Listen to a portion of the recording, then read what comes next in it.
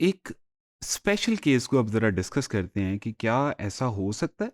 Suppose case of no comparative advantage कि किसी एक कंट्री को किसी चीज़ के अंदर कंपैरेटिव एडवांटेज ना हो। अब फिर वंस अगेन मैं उसी चीज़ को डिस्कस करूँगा जो पहले हम कर रहे थे टेबल में, सिर्फ़ थोड़ी-सी अल्टरेशन करेंगे यहाँ पे। सेम उसी मेथड से 2 कंट्रीज़ मैंने अज़्यूम की हैं यूएसए, यूके, वही 2 चीज़ों की प्रोडक्शन की बात कर रहे हैं, वीट और क्लॉथ। लेकिन यहाँ पे जो प्रोडक्शन है, उसके पैटर्न्स अब थोड़े-से चेंज हुए हैं। अगर आप देखें, तो 1 आवर यूएसए के अंदर 6 यूनिट ऑफ व्हीट प्रोड्यूस कर रही है और जो लेबर है यूके की, वो 1 आवर के अंदर 3 यूनिट ऑफ व्हीट प्रोड्यूस कर रही है।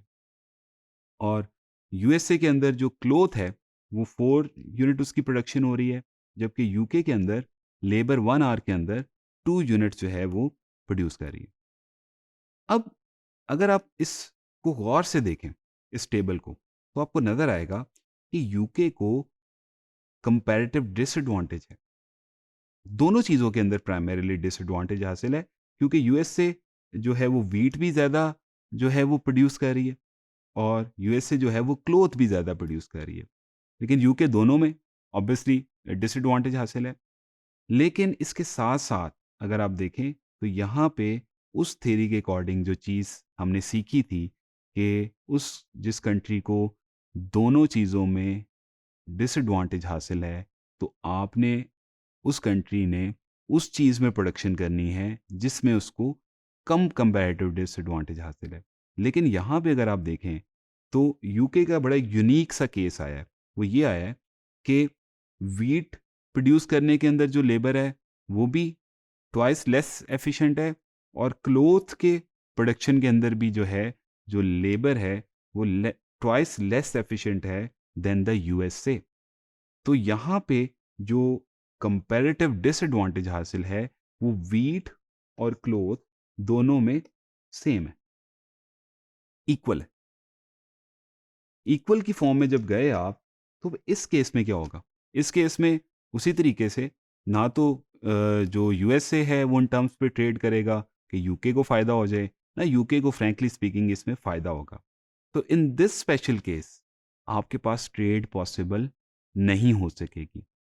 अब ये क्या रियल लाइफ में एग्ज़िस्ट करता है? नो। ये वाला केस रियल लाइफ में एग्जिस्ट नहीं करता, लेकिन फॉर कंसिडरेशन ये एक ऐसा केस, स्पेशल केस बिल्ड किया गया है जो जिसके अंदर ये बताया गया है कि जिस कंट्री को डिसएडवांटेज हासिल है, अगर दोनों में सेम लेवल पे डिसएडवांटेज हासिल है, प्रोडक्टिविटी लेबर की कम है और सेम उसमें जो कमी है वो सेम ही है दो चीज़ों की प्रोडक्शन में, तो फिर उस केस के अंदर आपके पास ट्रेड पॉसिबल नहीं हो सकेगी दो कंट्रीज के दरमियान। अब इस एग्जाम्पल को करवाने का मतलब क्या है? इसके करवाने का मकसद सिर्फ एक ये है कि जो आपने पढ़ा था लॉ ऑफ कंपैरेटिव एडवांटेज की थ्योरम, उसके अंदर यहाँ तक आपने पहले पढ़ा था। One nation has an absolute disadvantage with respect to the other nation in the production of both commodities, there is still basis for mutually beneficial trade.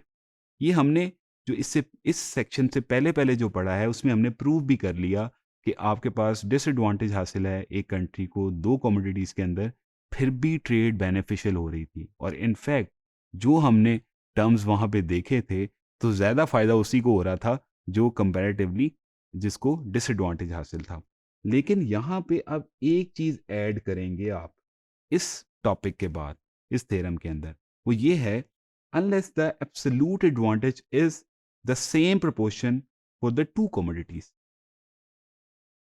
मतलब कि आपके पास जब तक ये वाला स्पेशल केस नहीं आएगा, इससे ऊपर ऊपर सपोज अगर मैं कहता हूं इसी को मैं थोड़ा सा चेंज कर देता हूं, मैं यहां से काट के 1 कर देता हूं, तो अब फिर पॉसिबल ट्रेड हो जाएगी। क्यों होगी? क्योंकि प्रोपोर्शन सेम नहीं है। आपकी यूके की लेबर जो है वो कंपैरेटिवली अगर आप देखें तो कम डिसएडवांटेज किस में है उसको? व्हीट के अंदर है, या इवन अगर इसको मैं मज़ीद बेहतर करने के लिए मैं इसको चेंज करके 5 कर देता हूँ सपोज़।